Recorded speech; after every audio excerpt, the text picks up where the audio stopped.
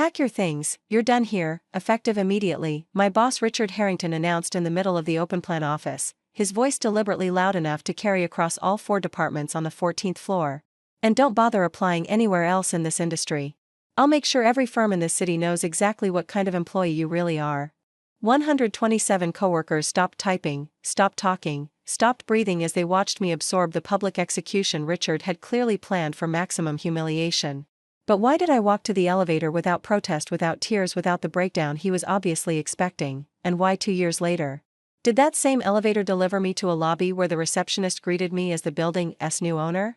"Good morning, Ms. Ashford. Your building manager is ready for your inspection."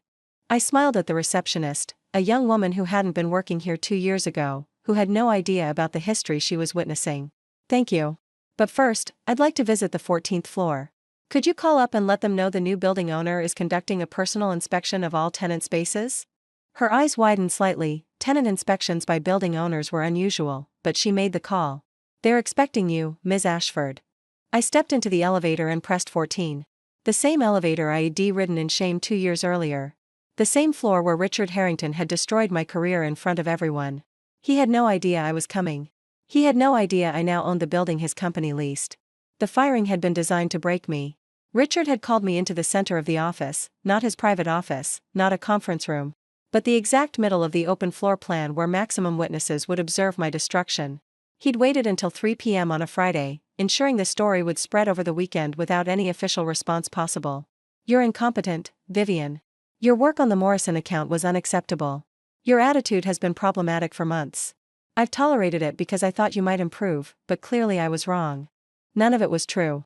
The Morrison account had been sabotaged, not by me, but by Richard's nephew Bradley, who'd made critical errors I'd documented and reported. My problematic attitude had been raising concerns about irregularities I'd noticed in client billing. My incompetence had been threatening to become evidence of his competence issues. Richard had chosen to eliminate the problem by eliminating me. "Security will escort you out. Don't contact clients.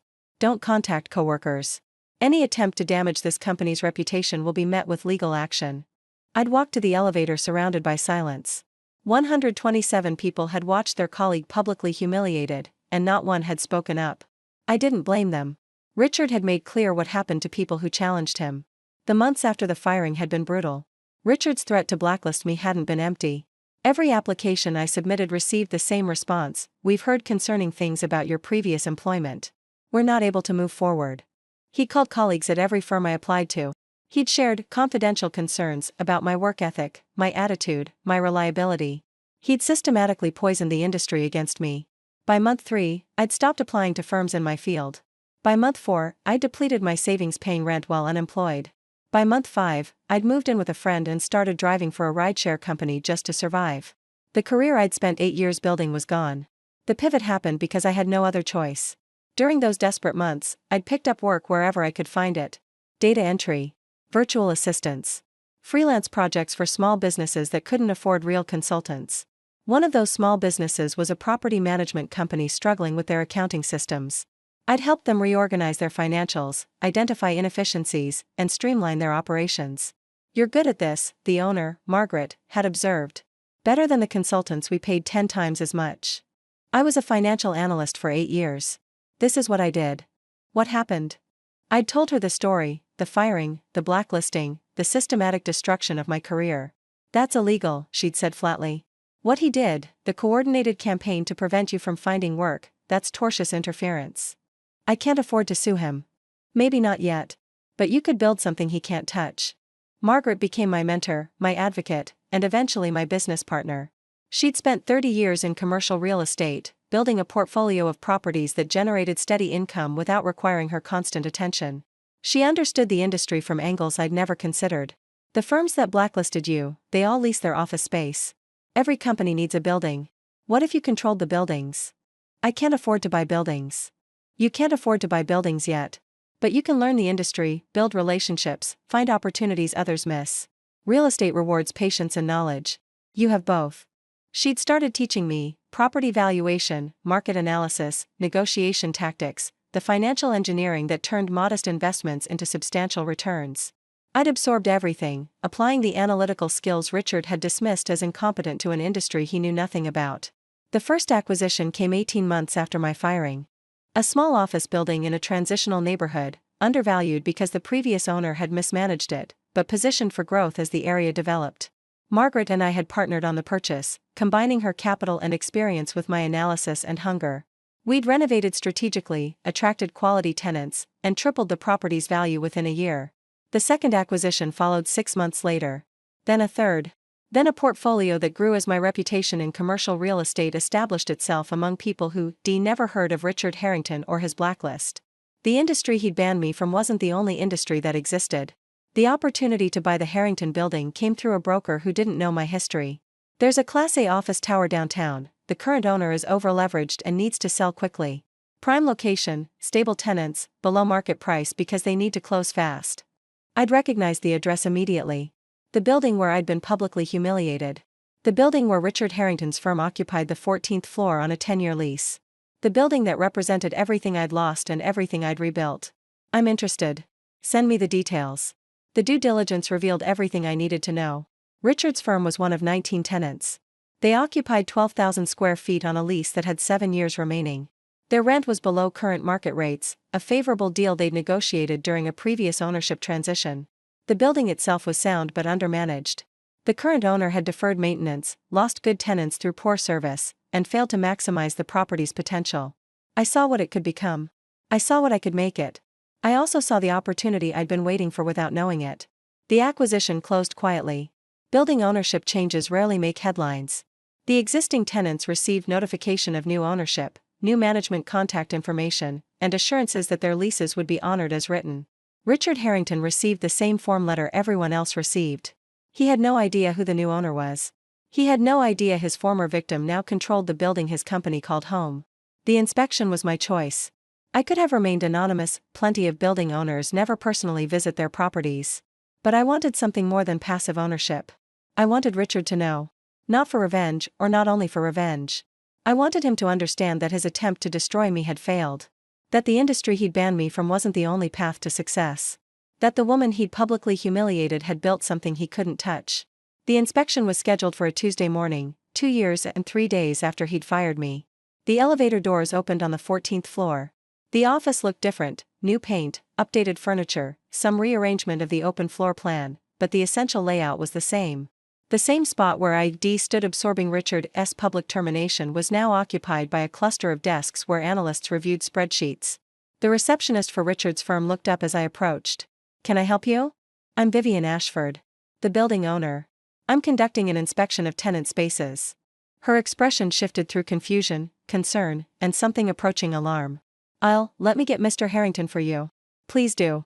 Richard emerged from his corner office 4 minutes later. He looked older than I remembered, more gray hair, deeper lines around his eyes. The confident swagger I recalled was present but diminished, as if the intervening years had worn away some of his certainty. He didn't recognize me immediately. "I'm Richard Harrington, managing partner. How can I help you, Ms. Ashford?" "Vivian Ashford." The recognition came slowly, a flicker of confusion, then dawning awareness, then something approaching shock. "Vivian? But I thought you left the industry? Disappeared? Failed?" I kept my voice professionally neutral. I pivoted. "Turns out the skills you called incompetent are quite valuable in commercial real estate." He was struggling to process the situation. The woman he'd publicly destroyed was standing in his office, holding the leverage of building ownership over his head. "What is this? Some kind of revenge scheme?" "This is a standard tenant inspection. I'm reviewing all occupied spaces to assess condition and identify maintenance needs." I gestured to the clipboard I'd brought. "Shall we walk through your space?" The inspection took 45 minutes. I examined everything: HVAC systems, electrical panels, window seals, carpet condition. I asked questions about the space, made notes, conducted myself with complete professionalism.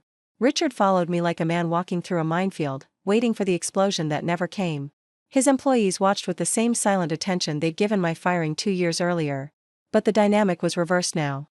They were watching their boss squirm under the authority of someone he'd tried to destroy. "Everything seems in good order," I said as we concluded. "Your lease runs another 7 years. We'll honor the existing terms, of course." "Of course?" Richard's voice was tight. "What does that mean?" "It means your lease is a legal contract, and I honor my obligations. Your rent will remain at the agreed rate. Your space will be maintained to building standards." Nothing about your tenancy changes because of who owns the building. Then what was the point of this inspection? The point was conducting a standard property assessment. The fact that you interpret my presence as threatening says more about your conscience than my intentions. I left the 14th floor without further incident. But I knew the story would spread. 132 people had watched that inspection, slightly more than had witnessed my firing. By end of day, the entire firm would know that their former colleague owned the building. By end of week, the industry would be buzzing with the reversal. Richard's blacklist had failed. Not only had I survived his campaign to destroy me, but I'd built something that put me in a position of power over him. The aftermath was deeply satisfying. Richard's firm suddenly became a model tenant. Maintenance requests were reasonable. Rent payments arrived early. Any interaction with building management was conducted with unusual courtesy. He was afraid of me. Not because I'd threatened him, I'd been scrupulously fair in all our interactions. But because he knew what he'd done, and he knew I knew, and he couldn't predict what I might do with that knowledge. The uncertainty was its own punishment. The broader impact revealed itself over months. Industry colleagues who'd once blacklisted me began reaching out. Some with apologies, I never should have listened to Richard. I'm sorry I didn't give you a fair chance. Some with curiosity, I heard you bought the Harrington building. That's impressive. Some with opportunity, we have a project that could use your expertise. Richard's campaign to destroy my reputation had been thorough. But reputations can be rebuilt, especially when the person who destroyed them is now visibly subordinate to their former victim. The story of what I'd accomplished spread further than the story of what Richard had done. People remembered the ending more than the beginning. I ran into Bradley, Richard's nephew, whose errors I'd been fired for reporting, at an industry conference a year later. He was working at a different firm now, apparently having worn out his welcome at his uncle's company. He looked uncomfortable when he recognized me. Vivian. I heard about everything. Everything? The building. The inspection. How you? He trailed off. I should apologize. The Morrison account, that was my mistake.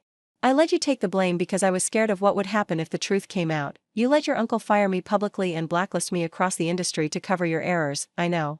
It was wrong. I felt guilty about it ever since. Has that guilt led you to tell anyone the truth? He was silent. That's what I thought.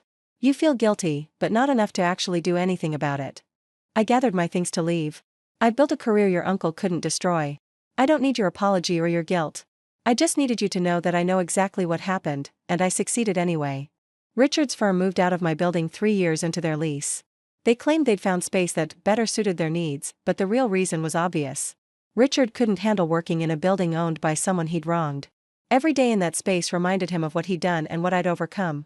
The penalty for breaking the lease early was substantial, nearly 2 years' rent paid in a lump sum. I accepted the payment without comment. The building continued to thrive. I'd improved management, upgraded common areas, attracted better tenants. The property's value had nearly doubled since acquisition. My portfolio had grown to include 6 additional buildings, each generating steady returns. The career Richard had destroyed had been replaced by something better, something I controlled completely, something no vindictive boss could take from me. I saw Richard one final time, 5 years after he'd fired me. We were at the same charity gala, the kind of event where industry people crossed paths whether they wanted to or not. He approached me during a lull in the evening. Vivian. I've been wanting to talk to you. About what? About what happened. The firing. The blacklist. All of it. Why now? Because I'm retiring next year. Because I've had time to think about my legacy. Because some things need to be said before it's too late. He paused, looking older and more uncertain than I'd ever seen him. I was wrong. What I did to you was wrong. The blacklist was wrong. The public humiliation was wrong. Yes, it was. I was threatened by you. By how competent you were. By how the partners kept praising your work. I was afraid you'd expose Bradley's mistakes, afraid the blame would eventually reach me. He shook his head. So I destroyed you before you could threaten me. It was cowardly and cruel. Is this an apology? It's the truth. Whether you accept it as an apology is your choice. I considered the man in front of me, diminished, remorseful, finally honest about what he'd done. The rage I'd carried for years had faded, replaced by something more like indifference. I accept that you're telling the truth. That's not the same as forgiveness. I don't expect forgiveness. Good. Because you won't get it. I looked at him directly, but I'll tell you something I've learned. What you did to me was the best thing that could have happened. You forced me out of a career where I worked for people like you, into a life where I work for myself. I'm wealthier, happier, and more successful than I would have been if I'd stayed at your firm. So thank you, Richard. Your cruelty made me better. He didn't seem to know how to respond. I walked away without waiting for one. The open-plan office where I'd been publicly humiliated is a tech company's workspace now. They're better tenants than Richard's firm ever was, prompt with rent, reasonable with requests, appreciative of the building's management. They have no idea about the history of that space. Sometimes I visit the 14th floor during inspections and stand in approximately the spot where Richard announced my termination. I think about the 127 people who watched me walk to the elevator, and I wonder how many of them know what became of me. I hope they do. I hope they understand that public humiliation doesn't have to be the end of anything. I hope they understand that the woman who walked to that elevator with nothing walked back into that building owning it. He fired me in front of 127 coworkers. He told me I'd never work in the industry again. He blacklisted me at every firm in the city, destroying a career I'd spent 8 years building. I walked to the elevator in silence, broken and humiliated. 2 years later, I walked back into that same lobby as the building's owner. The receptionist smiled. "Good morning, Ms. Ashford. Your building manager is ready for your inspection." When Richard Harrington was called down from the 14th floor to meet his new landlord, he found me, the woman he'd tried to destroy, standing in the lobby of a building I now owned. He'd told me I'd never work in his industry again. He was right. I bought the industry instead.